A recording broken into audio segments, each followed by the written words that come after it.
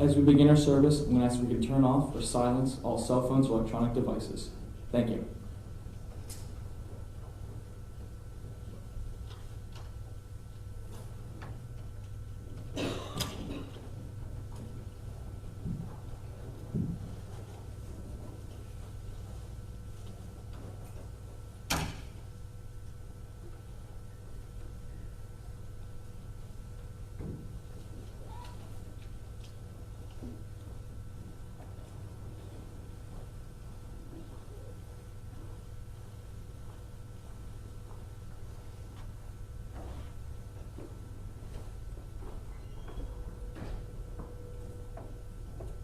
The words of Psalm 121.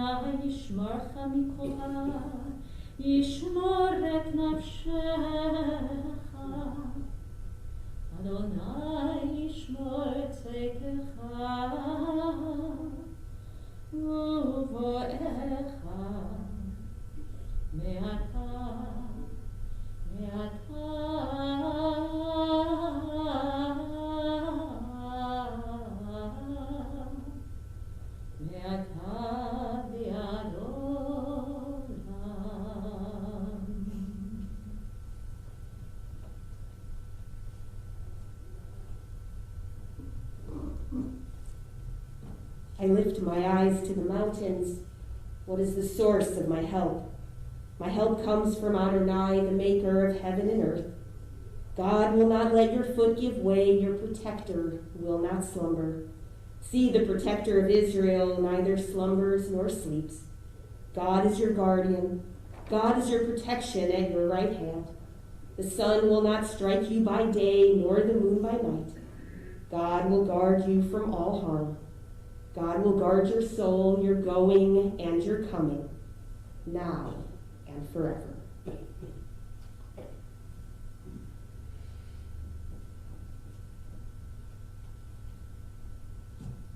In his attempt to create a template of order for our unpredictable world, Kohelet, the author of the book of Ecclesiastes, wrote, "L'kol zman l'kol chefetz tachat hashamayim." A season is set for everything, a time for every experience under heaven, a time for dancing and a time for wailing, a time for birthing and even a time for dying. The time of mourning can be a complicated one, filled with so many emotions and memories, bitter and sweet. Historically, Jews have sought comfort from the most ancient works of poetry, the Book of Psalms. Thus, we've begun our service with the recitation of Psalms, and we continue with familiar words of Psalm 23. Feel free to join me. Lord is my shepherd, I shall not want. God makes me lie down in green pastures, leads me beside still waters, and restores my soul. You lead me in right paths for the sake of your name. Even when I walk in the valley of the shadow of death, I fear no evil, for you are with me. Your rod and your staff, they comfort me. You have set a table before me in the presence of my enemies. You've anointed my head with oil, my cup overflows. Surely goodness and mercy shall follow all the days of my life, and I shall dwell in the house of the Lord forever. Just as we draw comfort from our most ancient poetic text, perhaps even modern poetry can soothe us. These words by Rabbi Alvin Fine, "Ledahi reshit uvtirat tachlit hachayim kamasahem, v'halikha kitzmitcha mishalav l'shalav." Birth is a beginning, and death a destination. But life is a journey, a growing from stage to stage, from childhood to maturity and youth to age, from innocence to awareness and ignorance to knowing, from foolishness to discretion and then perhaps to wisdom, from weakness to strength or strength to weakness, and often back again. From health to sickness and back we pray to health again. From offense to forgiveness, from loneliness to love, from joy to gratitude, from pain to compassion and grief to understanding, from fear to faith, from defeat to defeat to defeat, until looking backward or ahead, we see that victory lies not at some high place along the way, but in having made the journey stage by stage, a sacred pilgrimage. Birth is a beginning and death a destination, but life is a journey, an aliyah kedoshah, a sacred pilgrimage, made stage by stage from birth to death, and we pray to life everlasting. I invite Roz's daughter and grandson, Anne and Dan, to share their memories and thoughts with you this morning.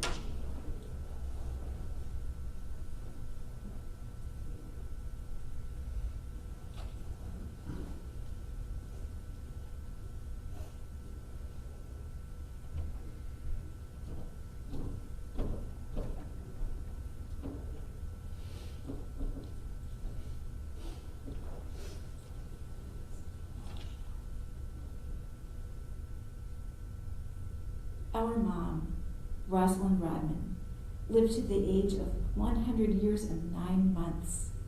To tell the story of Mom's long and fulfilling life and do it full justice would require much more than the time we have together here this morning.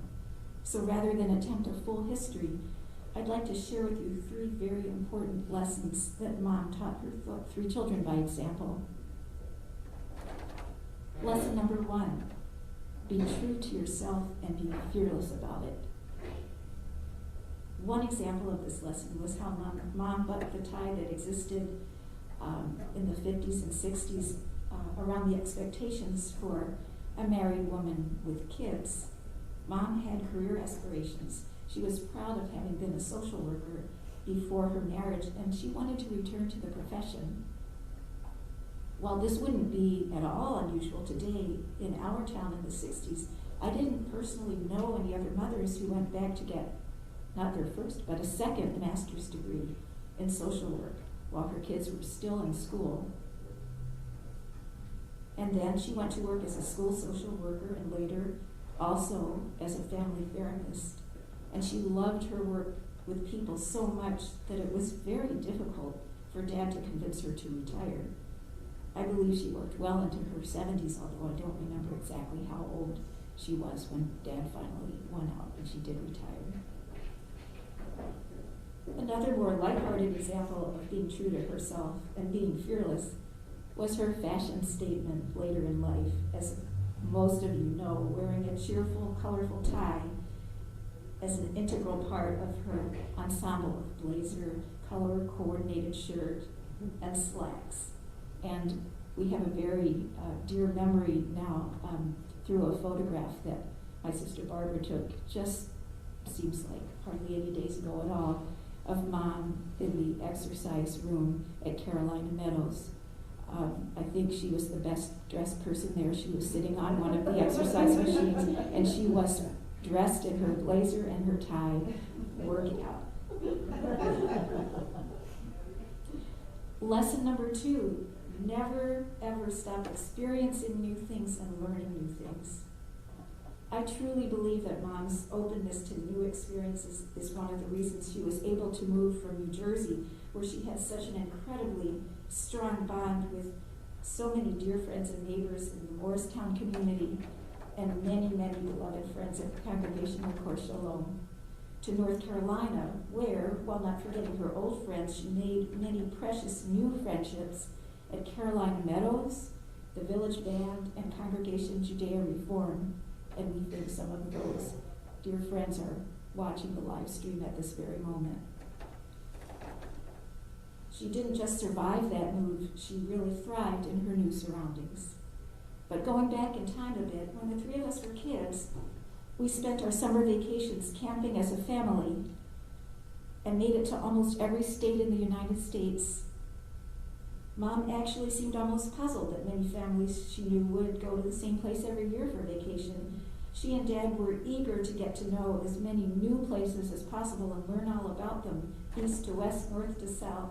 And it was important to her that her children would have all those experiences as well.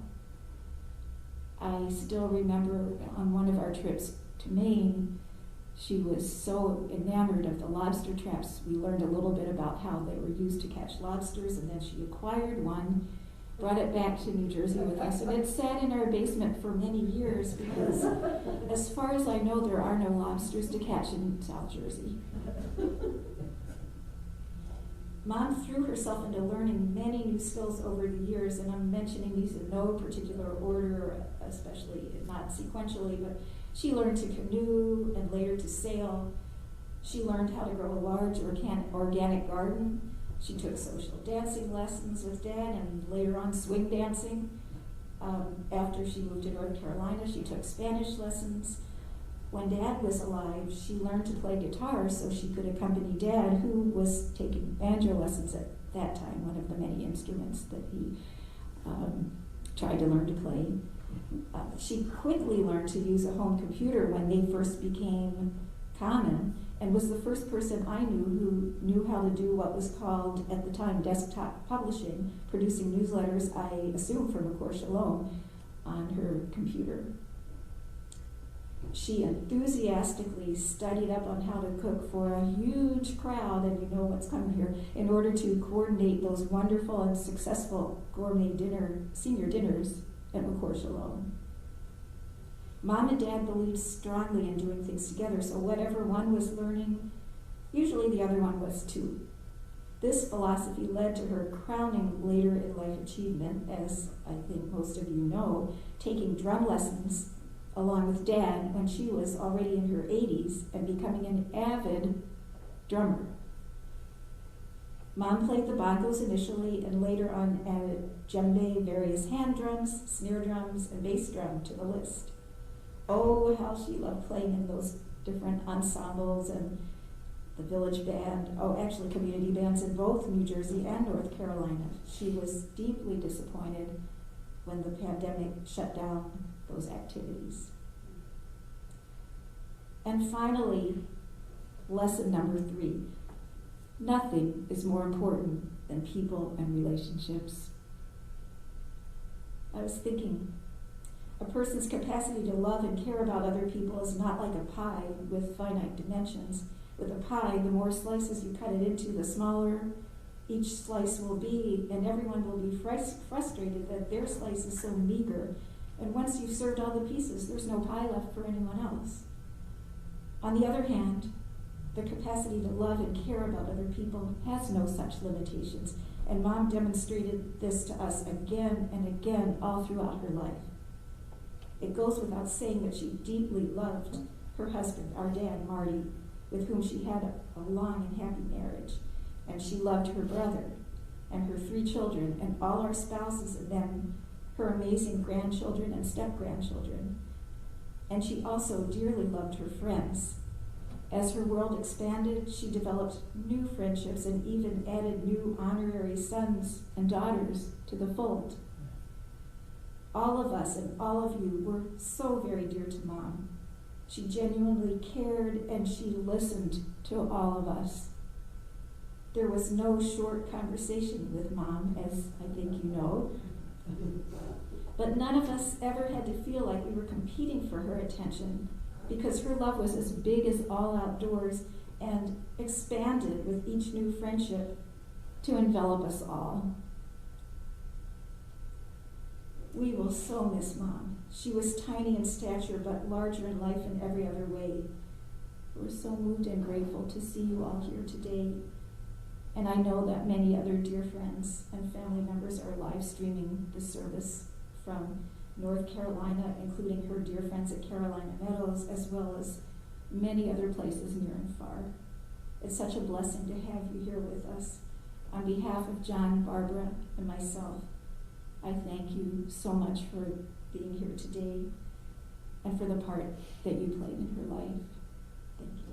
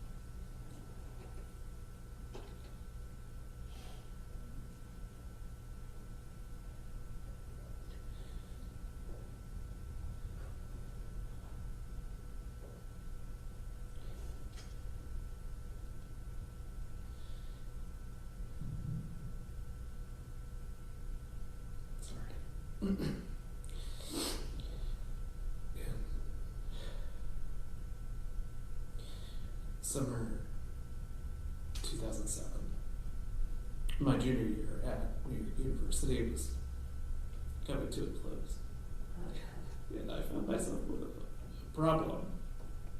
I had won a summer job working at the college, and through some friends, I found an apartment uptown in Washington Heights where I could stay until senior year began. The apartment, though, had a big catch. It was on the top floor of a 5-story walk-up. Faced with this unprecedented challenge. I struggled to figure out how I would be able to ever live there. How would I get my things so far uptown to begin with, let alone up 5 flights without an elevator? As I imagined carrying box after box of belongings up 64 feet of stairs in the sweltering heat of a New York summer, I thought, I don't know, maybe I would collapse from exhaustion, clutching some cherished textbooks as I passed out. As I often did when faced with these sorts of problems, I called Grandpa.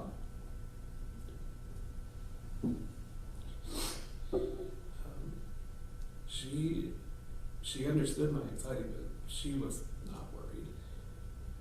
Why didn't she drive up and help me move? She asked. It seemed unlikely to me that my tiny grandmother could do much in this situation, but somehow I thought that with her there, everything would work out. So I accepted the offer. On moving day, she showed up ready to help and piled all my stuff into her car, and we drove from my dorm in Greenwich Village up to Washington Heights and started to unload.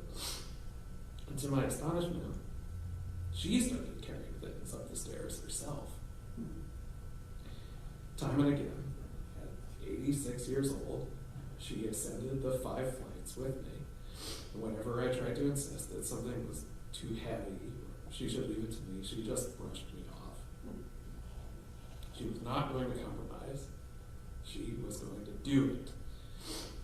And after the last box made it to the apartment, I could barely believe what had just happened. I don't know how many times Grandma helped me through these and other far less trivial types of challenges through my time as an adolescent and into adulthood. Whenever the stress and loneliness of my college life became too much, I would urgently call and ask, can I come down to Morristown? She was always there. For me, those times were like a safe harbor in the storm. We would go to core services, maybe do something fun in Philadelphia, and when she dropped me off at the train to head back, I would be feeling better about everything. And it often seemed as if she knew what I needed even better than I did.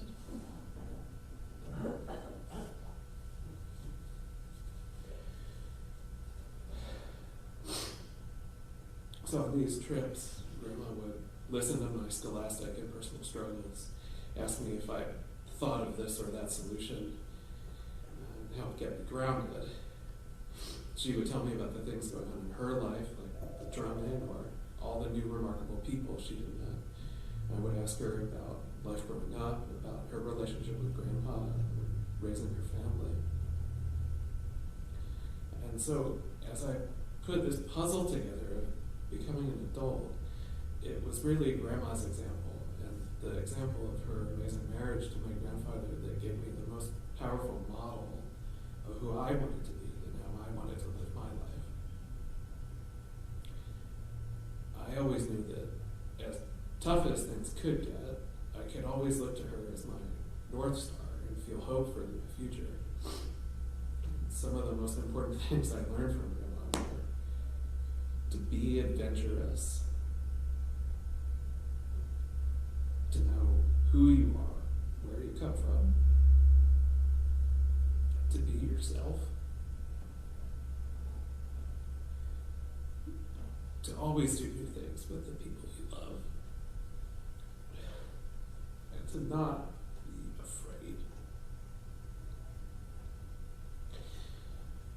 Another time, it was her job to get me to the Philadelphia airport to visit my parents in LA. Time was running short, but she wanted me to eat something before the long flight. And luckily, it was also the day of the annual Italian Market Festival. What luck, she said. We shouldn't miss this opportunity. Let's stop on the way and see what we find. Concerned I might miss my flight, I did not feel confident about this plan. I tried to argue against it, but she was right. I did need something to eat. So I nervously hopped in the car with her and traveled to South Philly, where we put ourselves in the midst of this wonderful celebration. I spied a vendor, I hopped out, hastily bought a meatball hoagie and jumped back in the car as we sped to the airport. And not only did she get me to be a gel in time, but the meatballs were the best I have ever had. She knew that time was too precious to miss out on these opportunities, and that it was important to show me how to take full advantage of these moments. So, I struggle because words simply do not do justice to the gratitude in my heart for how she helped me become who I am. I wish everybody could be so lucky as to be her grandchild. And I know and to know the love and support she offered, not just to me, but to all the people around her. I'm sure everyone here has your own version of the meatball hoagie story or the walk-up story, and I hope you cherish them too, as I do. Last week, as Grandma Tagilla passed away, I was crushed with grief.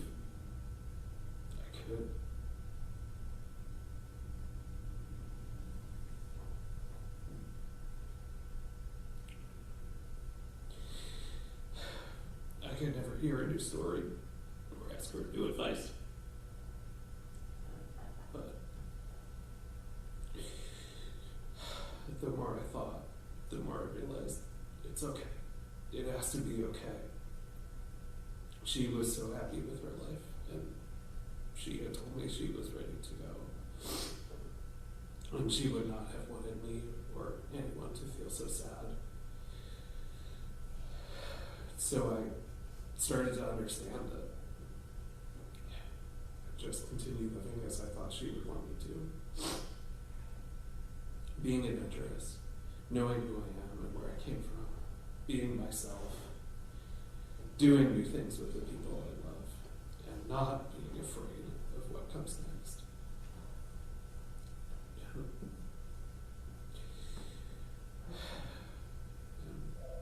And I'm hoping one day I can be as special and important for my own grandchildren as she was to me.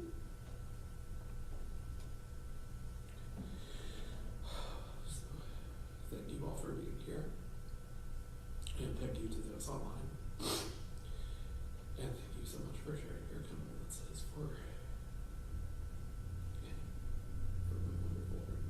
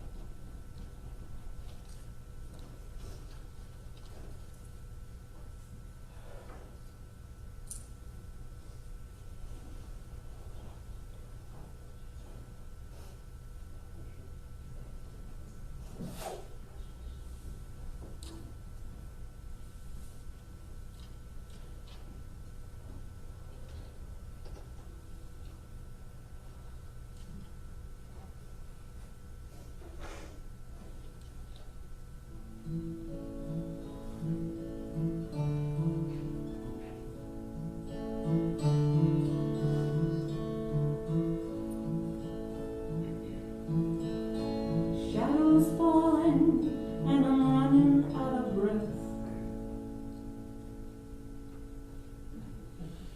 Keep me in your heart for a while. If I leave you, it doesn't mean I love you any less. Keep me in your heart for a while. When you get up in the morning and you see that crazy sun, keep me in your heart for a while.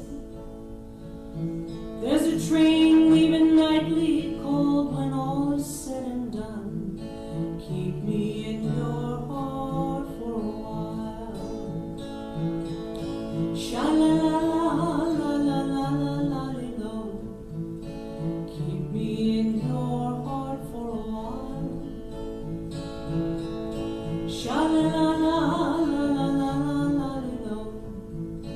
Keep me in your heart for a while. Sometimes when you're doing simple things around the house, maybe you'll think of me and smile. You know I'm tied to you like the buttons on your blouse. Keep me in your heart for a while. Hold me in your thoughts, take me to dreams, touch me as I fall into view. When the winter comes, keep the fires lit, and I will be right next to you. Engine drivers headed north to Pleasant Stream, keep me in your heart for a while. These wheels keep turning, but they're running out of steam. Keep me in your heart for a while. Sha-la-la-la-la-la-la-la-la. Keep me in your heart for a while. Sha-la-la-la-la-la-la-la-la. Keep me in your heart for a while. Keep me in your heart for a while.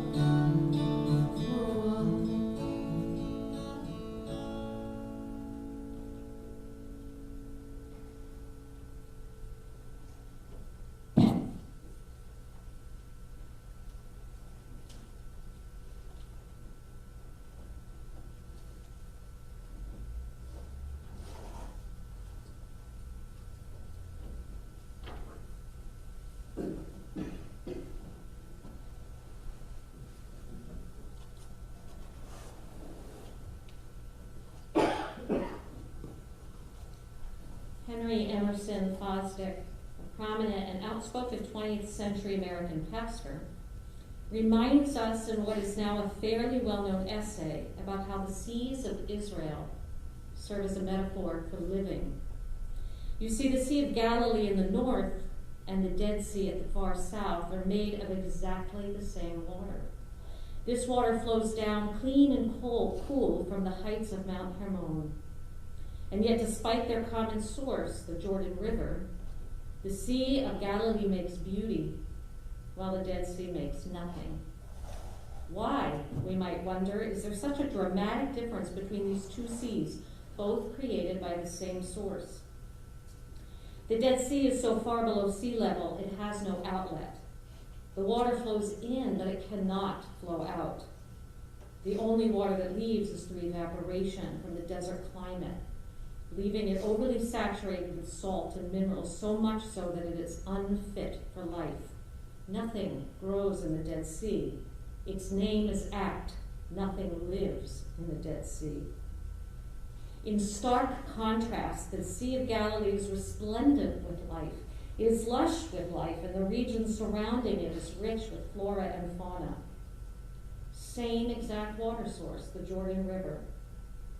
So again, what causes such a dramatic difference? The River Jordan flows into the Galilee just as in the Dead Sea, but it is also able to flow out. Unlike the Dead Sea, it not only receives, it gives. And it does so freely and as easily as its currents allow. I'm not sure if Rosalind Rodman ever had the opportunity to visit Israel and its seas, but it is clear that even if she never once dipped her toes into the waters of the Galilee, she lived her life like them. All of you who are here in person and online to honor her memory, to say farewell, and to support her family as they accompany her to her final resting place are evidence of Rosalind Rodman's generosity of spirit, her innate capacity for love and joy, and her life-affirming nature. As we've already heard, though you'd never know it watching or listening to Roz play her drums in recent months, Roz was born close to 101 years ago. daughter of Morris and Catherine Nelson, and devoted and loving big sister to Dawn. Roz was raised in the Olney neighborhood of Philadelphia and graduated Olney High. Education was always important to Roz, and as her daughter shared, unlike many women of her generation, she went right into graduate school immediately upon finishing college, earning her first of those 2 social work degrees. The second MSW was earned after she felt her kids were old enough for her to return to work. The second degree wasn't a requirement for some job, but Roz felt she wanted to be up to date and effective after taking that hiatus to be home with her children. One thing was always clear for Roz. She wanted to be involved in the world in a positive and productive way, and she never cut corners in doing so. What is also clear is Roz had the energy and will to achieve this goal. As one of her son's close friends shared, Roz was a force of nature. Lucky for Roz, she found an equal force of nature in Marty, her husband of close to 60 years. Relatives arranged for what they hoped would have been a sweet meet cute to set them up, sending Roz over to get some ice back in the day when that was something you did. This initial meeting wasn't so cute, however, as they didn't really talk to each other. It was a good week after Roz went home with her ice in hand that Marty called asking her to the movies. She wanted to do something outdoors where they could talk and get to know each other. According to their children, it didn't take long after their first date at Washington's Crossing, where they did indeed talk for hours, for Marty to come to the conclusion that Roz wasn't like the other women he had met. Roz and Marty married towards the end of 1948, started a family, and moved to South Jersey less than a decade later so Marty could be close to his job with RCA. They chose to settle in Morristown because of its reputation for excellent schools. Again, learning, always their compass. As Anne, John, and Barbara adamantly attest, a commitment to a good education was paramount in their home. While there was always an emphasis on learning and a pressure to do well, it doesn't seem from how they shared it with me that it was so much about achieving perfect scores, as it was all about exploring, trying new things, becoming a better and more well-rounded human being, and putting 100%, well, perhaps for Roz, 150% effort into any project at hand. And her interests were so incredibly diverse, something she encouraged in her children. She was an early advocate for organic farming. She conquered canoeing and mastered camping skills that enabled her, as Anne has shared, to take camping trips in almost every state in the country. Roz simply never understood how people could go to the same place over and over again. She sought out new experiences and delighted in them. She joined Marty in so many of his passions: ham radio, flying, sailing, and of course, she mastered those drums. She became a collector. I'm told her home house is an enviable collection of all kinds of drums, as well as she became a proficient performer, playing in various bands and musical groups until recently. I wish I had had the opportunity to see and hear her play as she did in McCourt Shalom's Chara Ensemble. One of Roz's passions was indeed McCourt Shalom. The story of how Roz and Marty came to this home away from home is telling of who they are and how they went about things. As their kids shared with me, they were not particularly active in the synagogue where they were raised, where they went to religious school. They were high holiday attendees who left that congregation after the youngest's confirmation.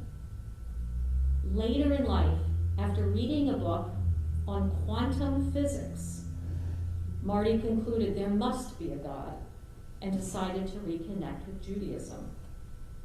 And so they did. And as they did with any new project, they decided they were not going to sit on the sidelines. That decision was a gift to them as well as to the McCourt Shalom community. older than most of the memories of the congregation when they joined what was a young community in the 80s. They felt embraced and even became parental figures to a number of the Shabbat regulars. And in turn, Roz worked so hard to make others welcome. For example, as you've heard, she ran Dinner for Seniors, a program that started when Marcor Shalom purchased the new building. With that building came an influx of older members, and Roz felt they needed to feel welcomed and included in this new environment. As part of these dinners, I hear she recruited one of the participants to write biographies of the other participants. These human stories provided a means for the younger members to get to know and appreciate these new older members and the humanity of these new faces. So much so that I'm told lifelong intergenerational friendships grew. A couple of years after Marty's death in 2007, Roz decided it was time to move closer to family. Her 3 children were spread across the country, which gave her several choices. She chose North Carolina and settled into Carolina Meadows, not far from her youngest daughter, Barbara. She was sad to leave friends and community behind, but as always, Roz was open to change and embraced her new home with the same eager spirit as ever. She joined a synagogue, got involved in several bands, and became known as the drum lady. And she made new friends while staying in touch with longtime ones. As much as Roz had ceaseless energy and interest in getting involved in things and activities and projects, for Roz it truly was all about engaging with the people involved in those projects. She really was a natural social worker, excelling at making people feel cared about and heard. Whether it was her own family, her children, Anne, John, and Barbara, their spouses, Michael, Dottie, and Troy, her grandchildren, Dan, Michael, David, Rick, Peyton, or the many friends whose lives she impacted. Roz was invested and engaged in the people around her. Like the Sea of Galilee, Roz freely gave of herself, and in turn, her life was enriched with life and love. Roz was certainly blessed with an incredibly long, healthy, and vibrant life, so much so that it may be hard to accept the reality of her death. 20th century poet and Rabbi Alvin Fine reminds us, it is not our purpose to live forever. It is only our purpose to live. It is of no added merit that one lives long. It is of merit only that one's life is good. There should be no doubt Roz's life was long, almost 101 years long, but its merit came not from the number of days or years she lived, but rather from the incredible goodness and kindness, the generosity she extended into the world. May all of us be inspired by and model Roz Rodman. May we live by the example of her generosity, her eagerness to learn and engage with the world around her, her vibrant spirit and her eagerness to serve, be involved with, and engage with humanity. And perhaps we should all take up the drums. Zichronah livracha. May her memory endure always as a blessing. We rise now for the traditional memorial prayer.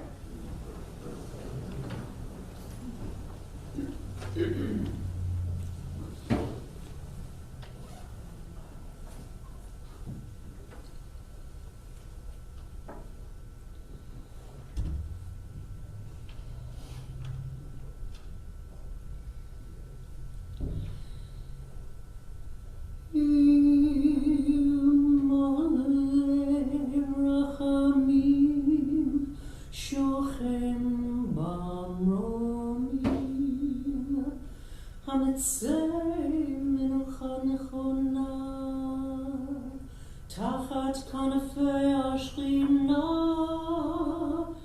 עם קדושים וטהורים, כזוהר הרקיע,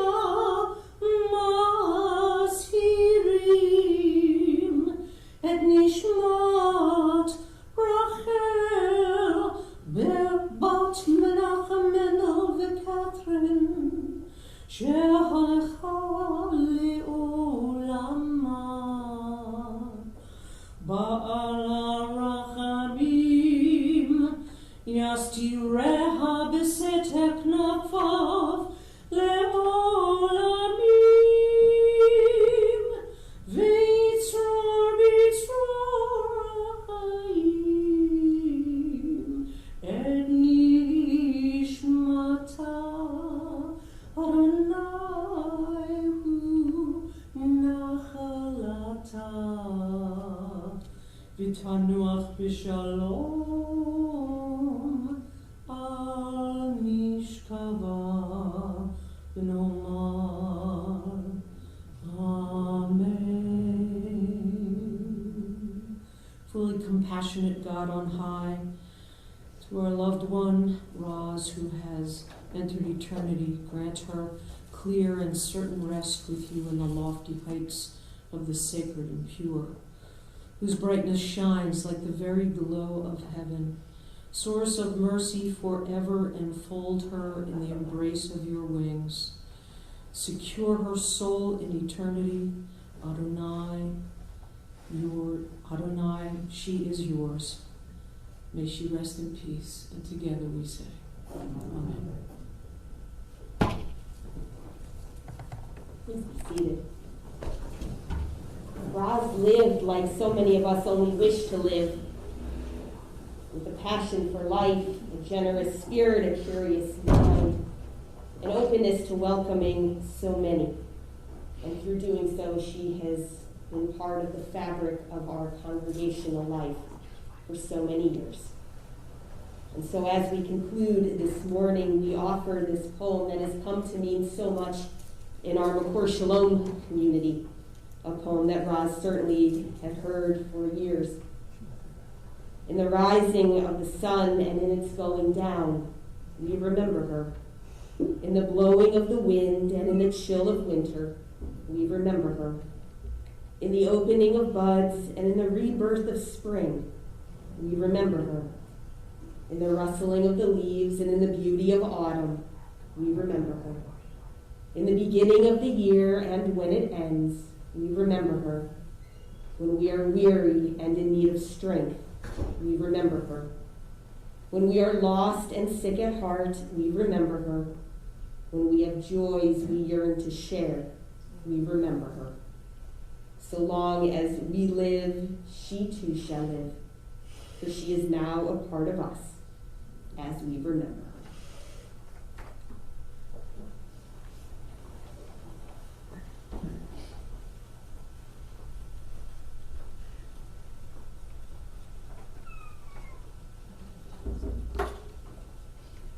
Would the pallbearers please step to the center aisle?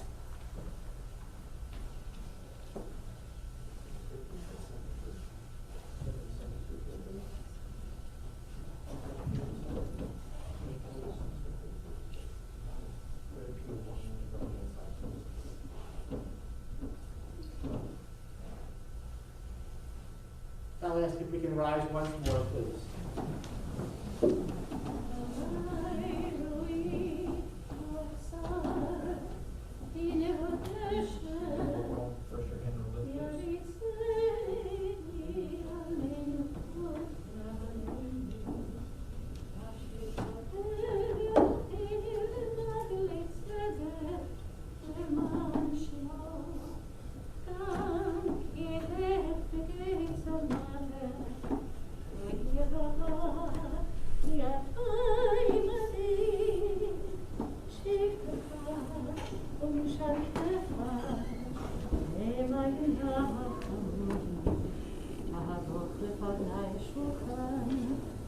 It's